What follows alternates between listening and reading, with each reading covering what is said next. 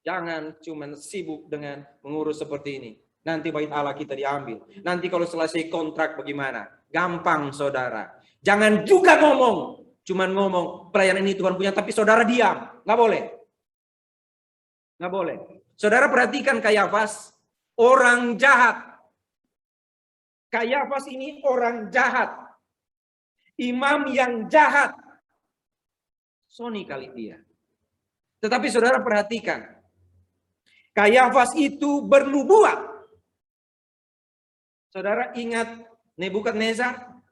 Saya baru bicara tentang eskatologi itu kan.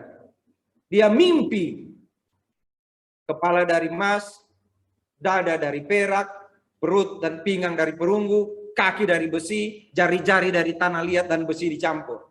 Orang yang bukan Israel juga Tuhan dapatkan penglihatan, berikan penglihatan. Kayafas yang jahat juga Tuhan pakai. Nah, hati-hati saudara, hati-hati.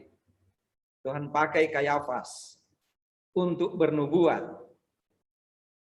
Ternyata orang yang tidak percaya bisa dipakai juga ya. Ya. Seperti Kayafas. Dia dilibatkan dalam bernubuat, tapi dia binasa, saudara. Ada Yudas juga. Tuhan bisa menggunakan hal-hal negatif yang ada di dunia ini untuk menyatakan kemuliaan Tuhan. Tuhan pakai Kayafas. Tuhan gunakan Kayafas dan jabatannya sebagai imam besar dan dia bernubuat bahwa Yesus akan mati dan untuk bangsa itu untuk mengumpulkan dan mempersatukan anak-anak Allah. Tapi Kayafas orang jahat, saudara. Kok bisa ya orang jahat? Bisa ya orang jahat dipakai? Saudara,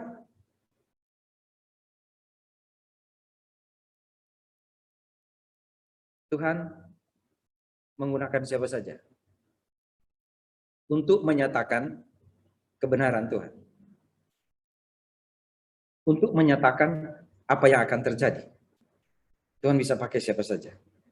Tetapi kalau Tuhan memakai orang yang tidak percaya, ya, kalau Tuhan memakai orang tidak percaya, maka tidak berarti orang itu selamat. Kayafas dipakai Tuhan untuk menyatakan kebenaran, tapi dia tidak terlibat dalam kebenaran itu. Dia binasa. Dia binasa. Tuhan pernah katakan, kalau engkau suruh diam orang-orang anak Tuhan ini berteriak, maka saya bisa menyuruh batu-batu itu berteriak. Kalau jadi, saudara, Tuhan pakai Kayafas untuk menyatakan kebenaran sebenarnya. Tapi hati Kayafas adalah orang Israel tidak mau patuh pada kebenaran itu. Saudara masih ingat Matius 23? Dengarkan apa yang dikatakan oleh para ahli Taurat, tapi jangan ikuti kelakuan mereka. Tuhan juga bilang begitu tentang Kayafas dan teman-teman. Matius 23 kan? Yaitu bahwa, kamu dengar itu. Apa yang mereka bilang. Kamu dengar, tapi jangan turuti.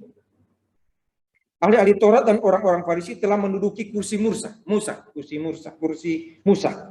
Jadi kursi Musa. Oke? Ayat 2 di Matius 23 tadi saya baca. Sebab itu, ayat 3, sebab itu turutilah dan lakukanlah segala sesuatu yang mereka ajarkan kepadamu, tetapi janganlah kamu turuti perbuatan-perbuatan mereka. Karena mereka mengajarkan tetapi tidak melakukannya. Di mana itu mana terjadinya? Ini dikatakan oleh Kayafas.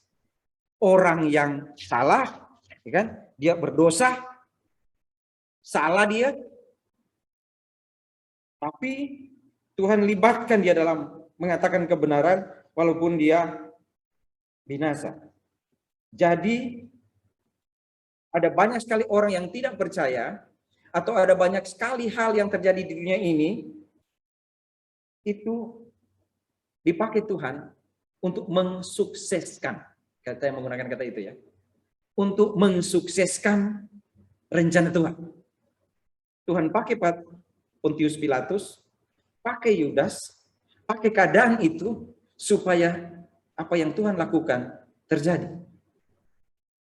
Tuhan tidak menahan Pilatus, Tuhan tidak menahan Kayafas, Yudas, tidak. Tapi Tuhan dapat menggunakan kesalahan-kesalahan itu untuk mencapai apa yang Dia kehendaki. Itu namanya kedaulatan Tuhan. Tuhan bisa pakai di keadaan sekarang COVID, Tuhan bisa pakai banyak sekali kekurangan para hamba Tuhan untuk melakukan apa yang Tuhan kehendaki. Ini yang terjadi dengan Kayafas. Kalau kita dipakai oleh Tuhan, itu saya katakan tadi, saya bilang kepada Tuhan, kalau memang ini menghambat pelayanan, hamba jangan dipakai.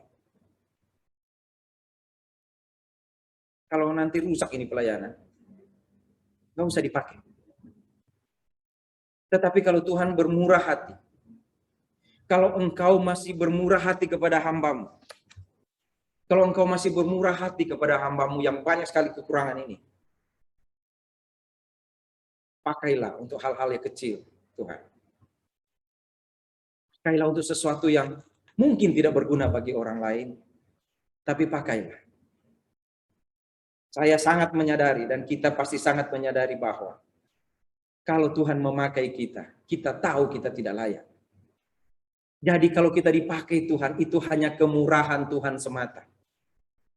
Hanya karena kemurahan Tuhan. Makanya jangan abaikan kemurahan Tuhan, saudara-saudara. Bapak-bapak, ibu-ibu, saudara-saudara, pemuda, anak-anak sekolah minggu. Jangan abaikan kemurahan Tuhan. Karena Kayafas dipakai Tuhan. Dipakai tanda kutip ya. Untuk mencapai apa yang Tuhan mau. Pasti dikatakan dia akan mati untuk mengumpulkan bangsa-bangsa, mengumpulkan anak-anak Allah. Tapi baru dia selesai mengatakan itu, mereka bilang, iya kebetulan ini. Oh dia pasti mati ya? Oh kalau begitu kita mati. Ya kan? Oh berarti dia pasti mati kan? Oke mari kita matiin aja. Mencoba menolong apa yang Tuhan kehendaki belum tentu benar. Karena mungkin bukan seperti itu yang Tuhan kehendaki. Dan itu yang terjadi dengan apa yang dibuat oleh Tuhan Yesus. Ayat 53. Mulai hari itu mereka sepakat untuk membunuh dia. Karena itu Yesus tidak tampil lagi di muka umum di antara orang Yahudi. Ia berangkat dari situ ke daerah dekat padang gurun, ke sebuah kota yang bernama Efraim. Dan di situ dia tinggal bersama-sama dengan murid-muridnya. Yesus baru tampil melakukan mujizat. Lalu sesudah itu dia pergi. Kenapa? Dia pergi. Saudara, Matius 2, di sini kan ada Matius 26 ya. Saudara boleh lihat di situ. Matius 26. Dia pergi dari situ dan sebenarnya dia bersama-sama dengan murid-muridnya dan dia mengatakan ini kepada murid-muridnya di Matius 26. Ayat 1 sampai 5.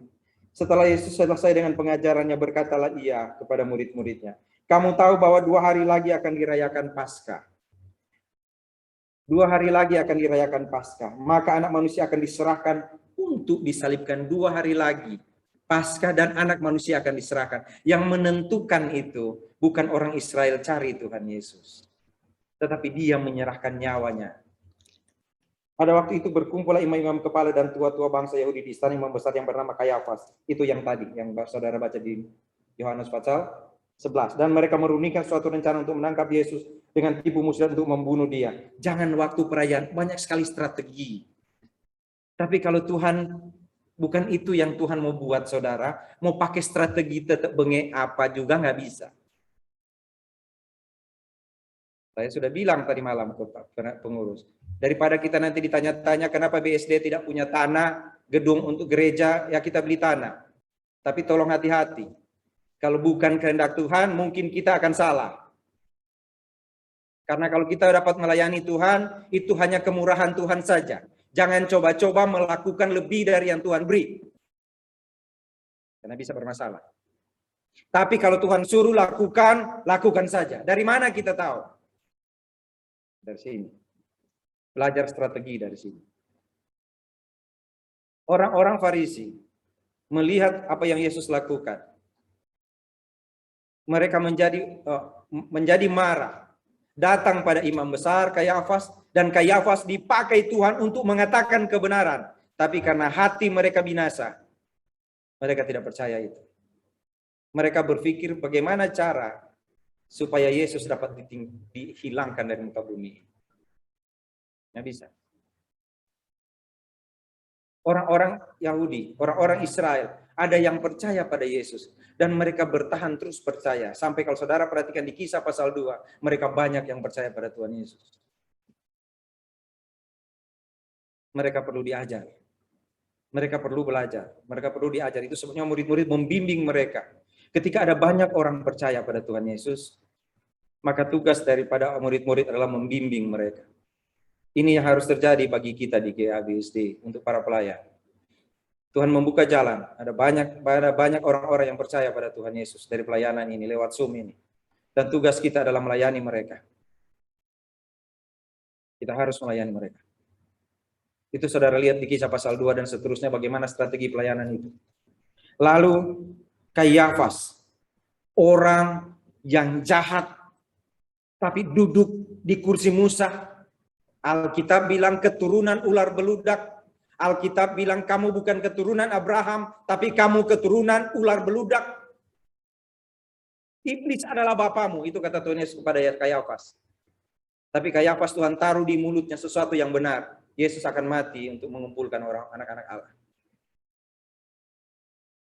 Jadi saudara, orang Israel percaya pada Tuhan Yesus.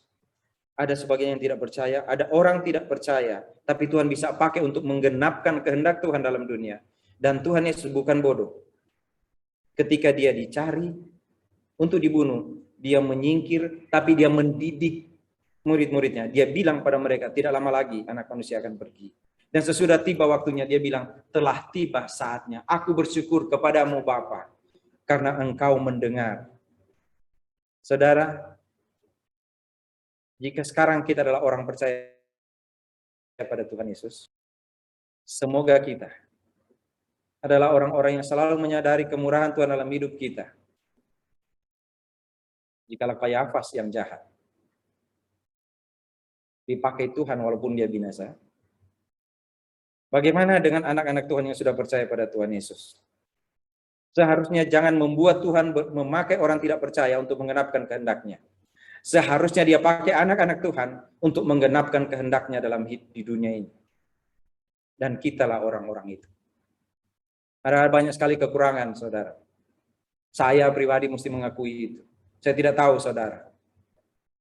Pasti kita akan merasa tidak pantas saya melayani Tuhan.